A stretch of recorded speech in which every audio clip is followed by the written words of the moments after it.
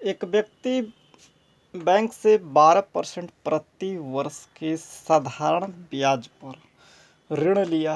3 वर्ष के बाद उसे केवल उस अवधि के लिए 5400 रुपये का ब्याज चुकाना पड़ा था। उसने कितने रुपए का ऋण लिया था? 30,000 रुपया, 15,000 रुपया, 25,000 रुपया, 40,000 रुपया। साधारण ब्याज का यह सवाल है और चुटकियों में आप सॉल्व करेंगे विथ 100% एक्यूरेसी के साथ फ्रॉम बेसिक के फॉर्मूला जो होता है नॉर्मली आप उसे एकदम बेसिक से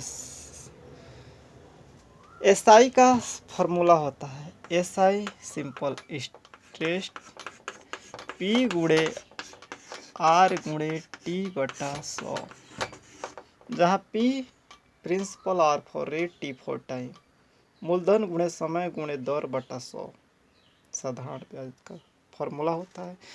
एक व्यक्ति बैंक से 12% प्रति वर्ष के साधारण ब्याज पर, रेट कितना है? 12%। कितने रुपए का मूलधन मालूम नहीं है तो पी लिखिए। रेट 12% है। टाइम कितना है?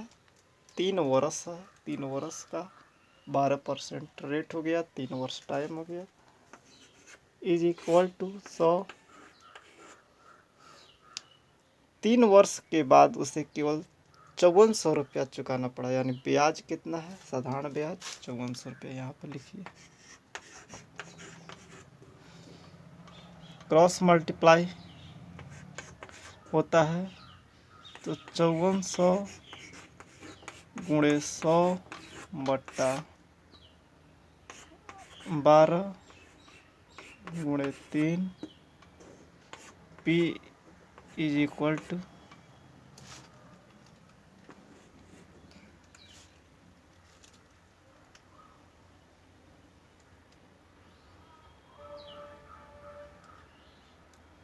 तो 3 से ये काट सकते हैं। 18 तिया 54, 18 तिया 54, 1812 में,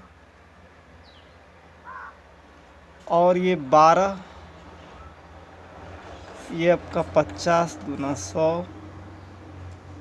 6 दूना 12 हो गया, 6 3 18, 300 में भी काट सकते हैं। अब कुछ नहीं बचा, सब कट गया। अब बचा 300 ये और गुणे 50, 3 पचे 15, शून्य कितना है? 1 2 3, 3 शून्य लगाइए, यानी 15,000 जो है मूलधन था। तो 30,000 15,000, यानी करेक्ट आंसर 15,000। 25,000 नहीं, 40,000 नहीं, तो 15,000 का मूलधन था जो 12% प्रति वर्ष की रेट से 3 वर्ष के लिए दिया गया था, जिस पर 5400 रुपया ब्याज चुकाया गया। चेक भी कर सकते हैं या कि यह सही है कि नहीं।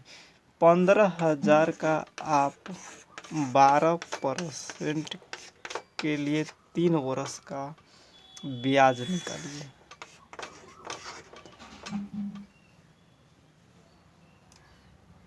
जीरो से जीरो, जीरो से जीरो, 150 गुणे 12 गुणे 3 आया, 12 तिहाई 36, और 150 में 36 से गुणा कीजिए। 6 शून्य शून्य, 6 25 की 0 हासिल 3, 6 कम 6 3 9, 3 शून्य शून्य, 5 15 के 5 हासिल 1, 3 एकम 3 1 4, 0 0 9 5 14 के 4 हासिल 1 4 1 5, यानी 5400 आप देख सकते हैं आ गया। तो कैसे हूँ सवाल आप हल करें, बेसिक कॉन्सेप्ट मालूम है तो हर हाल में आपका आंसर जो है सही आएगा। कैसा हूँ सवाल आपको दे, 12% की जगह आपको यहाँ पर 30%, 20%, 40% कुछ भी दे दे, 3 वर्ष के जगह 5 वर्ष, 6 वर्ष, 7 वर्ष कुछ भी दे दे, ब्याज के जगह कुछ भी दे दे, और आपको इस तरह मूलधन निकालने को पूछा जाए तो आप इस तरह के प्रश्नों को चुटकियों में सॉल्व कर सकते हैं।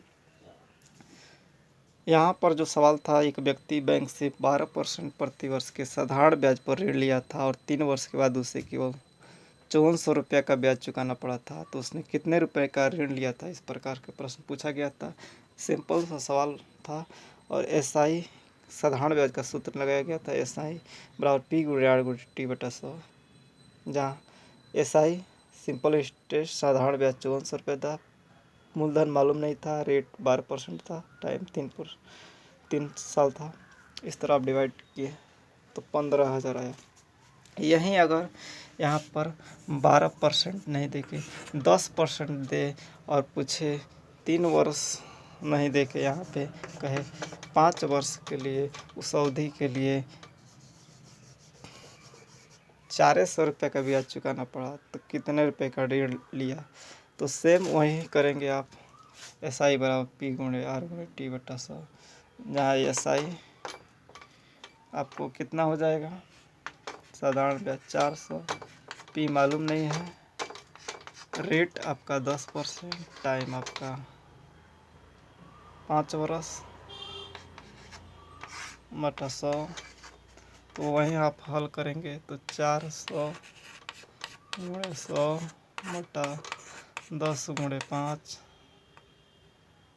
ये आपका 1 0 से 1 0 ये कटेगा, 5 8 40, यानी 800 रुपया आपका आया। तो सवाल कैसा हो, अगर बेसिक कॉन्सेप्ट मालूम है तो आप किसी भी प्रकार के प्रश्नों को सॉल्व कर लेंगे। उद्देश्य यही है कि आप जो है 100% एक्यूरेसी के साथ 100% सवालों को हल करें इन बेसिक कॉन्सेप्ट के साथ। कैसा हो, सवाल घुमा फिरा के दे, कॉन्सेप्ट मालूम है तो आप जो है एकदम 100% एक्यूरेसी आपका होगा। तो थैंक यू और in best of luck for upcoming exam.